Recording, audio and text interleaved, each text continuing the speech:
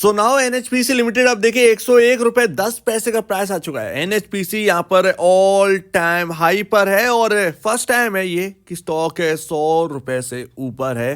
तो यहाँ से जिस तरीके से एसजेबीएन के अंदर जो आपने मूव देखा, क्या एनएचपीसी के अंदर भी बनने वाला है? इसके साथ साथ क्या हमें 100 रुपए पर भी इसको बाय कर लेना चाहिए? तो जैसा कि एनएचपीसी की बात कर रहे हैं, 100 रुपए पर आ चुका है एनएचपीसी और यहां पर आप देखेंगे एसजेबीएन 142, कुल मिलाकर 150 के अराउंड है। स्टॉक्स लगातार खींचे जा रहे हैं। एनबीसीसी आप देखिए 170 पर पहुंच चुका है। लगातार जो पीएसयूज नहीं चले थे वो अब चलना स्टार्ट हुए, क्योंकि जो चल चुके थे उनमें जगह बाकी नहीं है। जिनमें नहीं आया था मूव बड़ा, उनमें यहाँ पर जो है जगह छानी जा रही है। तो अभी एनएचपीसी जो है वो 100 रुपए का मार्क जो है वो यहाँ पर क्रॉस कर लिया है और पा भी लिया है यहाँ पर।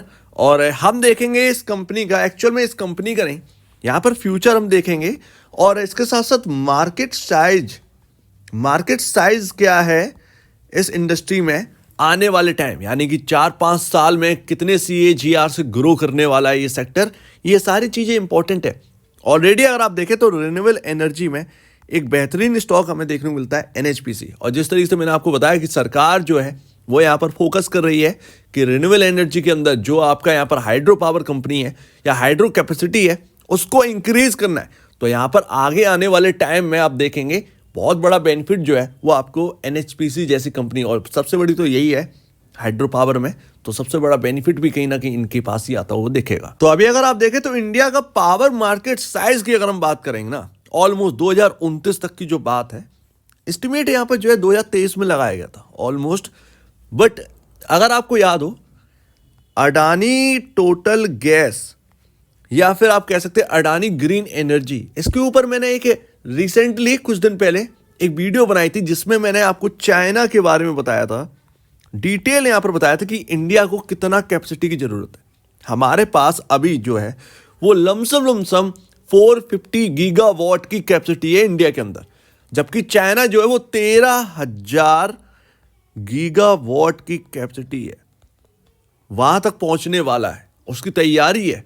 तो देखिए कितना ह्यूज गैप है। बट एक और बात है, बिजली की खपत जो है चाइना में ज्यादा है, जिसकी वजह से कैपेसिटी जो है वो इंक्रीज करनी पड़ रही है।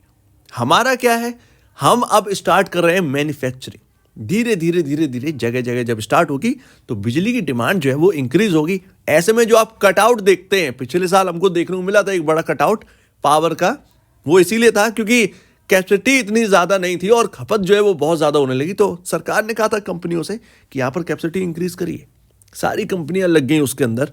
तो यही बात समझिए कि गर्मियां आ गई हैं, कैपेसिटी और हर साल इंक्रीज करनी ही पड़ेगी। तो इन कंपनियों को लगातार यहाँ पर कैपेसिटी इंक्रीज करेंगे और कैपेसिटी इंक्रीज होगी तो पैसा भी यहाँ पर जो है भरकर इनके पास आएगा।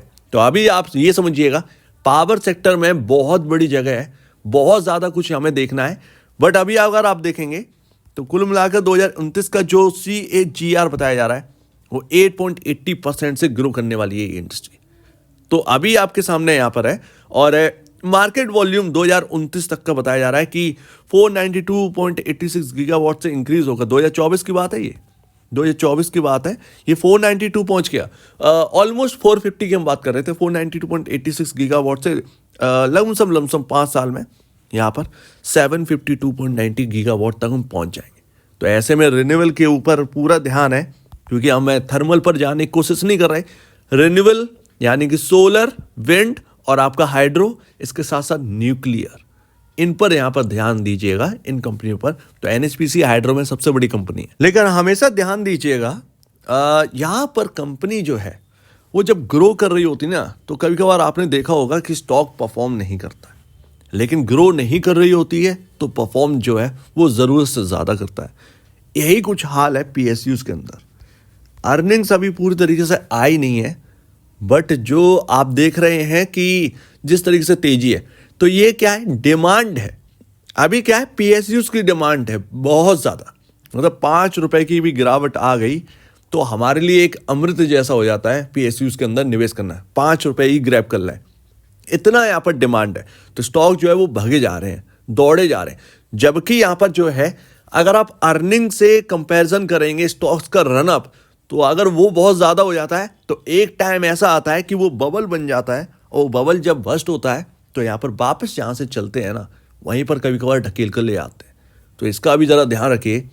PSUs दौड़ रहे हैं, ये बहुत ही अच्छी बात है, अंडर परफॉर्मेंस खत्म हो रहा है, बट एक्चुअल में अगर आप देखेंगे तो ज़रूरत से ज़्यादा जब चीज़ें हो जाएंगी तो फिर वो एक बबल बन जाए। ऐसे में रिटेल इन्वेस्टर को ही वो बबल जो है वो सीधा सीधा इम्पैक्ट करेगा। ये तेज़ी भी रिटेल इन्वेस्टर के लिए है, ये मंदी भी अगर आपकी होगी तो वो भी रिटेल इन्वेस्टर की ही होगी।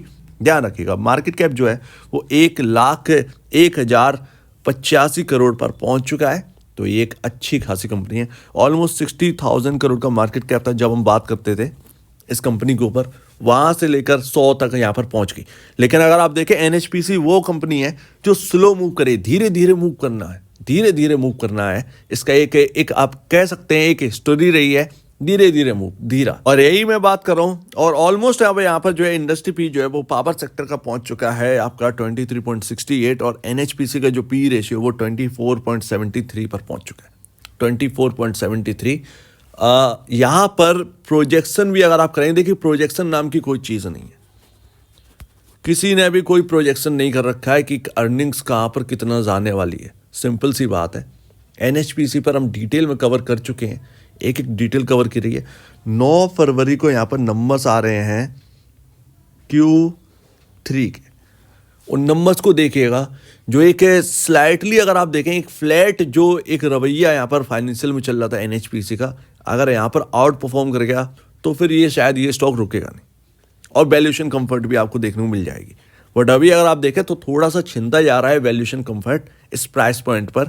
24.73 पर पी रेशियो आ चुका है, थोड़ा सा वैल्यूएशन कंफर्ट जो है वो छिन रहा है।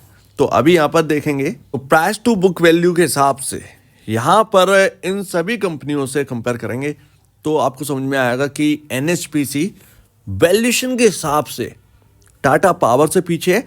बट हमें यह भी ध्यान रखना चाहिए कि मार्जिन में बेस्ट है NHPC, प्रॉफिटेबिलिटी में बेस्ट है NHPC। यस, ये रियलिटी है।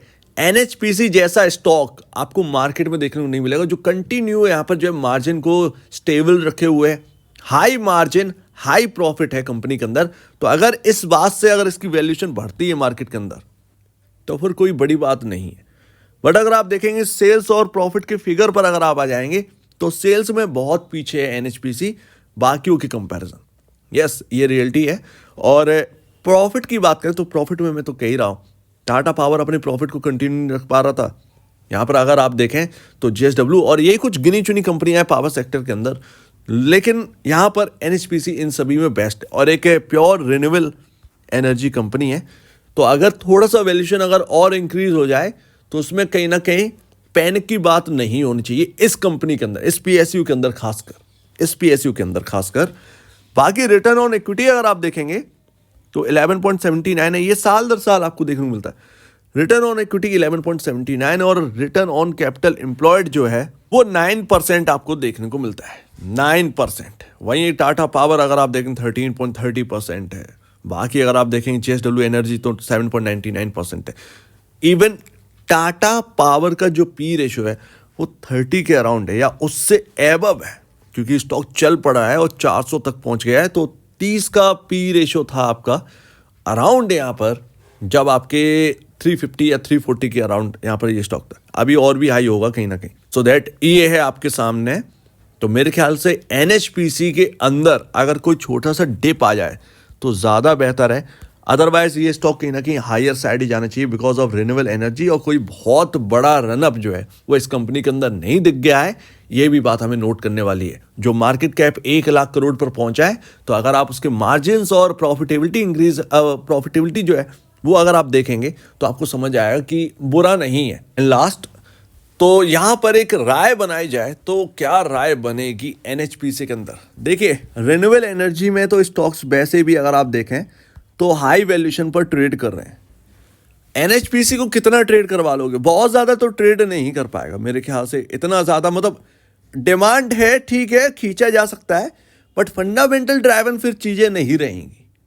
तो मेरे ख्याल से यहाँ पर ना ये स्टॉक का Q3 के नंबर्स देखिए और अभी ना हाल क्या चल रहा है इन सभी स्टॉक्स के अंदर, जहां खरीदो अगर डिप भी आ गई ना, वो डिप एक बाई अपॉर्चुनिटी आ जाती है।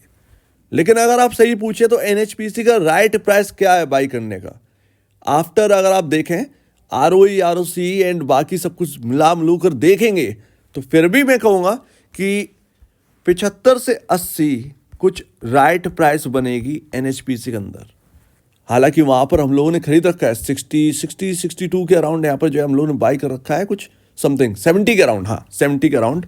तो वहाँ से अपनी जो है एक राय बनती थी, बट 100 रुपीज़ पर तो कुछ ऐसे ही लग रहा है। बाकी डिमांड है तो शायद ये स्टॉक रुके ना, डिमांड खींच ले जाएगी इस स्टॉक को, लेकिन फंडामेंटली चीज़ें जो है वो पीछे रह जाएंगी। अब वो फंडामेंटल ड्राइवन आप हैं या फिर सिर्फ और सिर्फ तेज़ी देखकर आप निवेश कर रहे हैं तो वो आपके ऊपर है। अगर आपको तेज़ी लग रही है, यस निवेश करिए, लेकिन मैं कहूँगा अगर कोई डिप भी आ जाए तो एवरेज करने की दम भी रखना चाहिए, क्योंकि माहौल ही कुछ ऐसा चल रहा है, हर एक के हाथ से स्टॉक निकल ही रहे हैं अगर आप फंडामेंटल ड्राइवर बन जाते हैं तो दोनों चीज़ें हैं।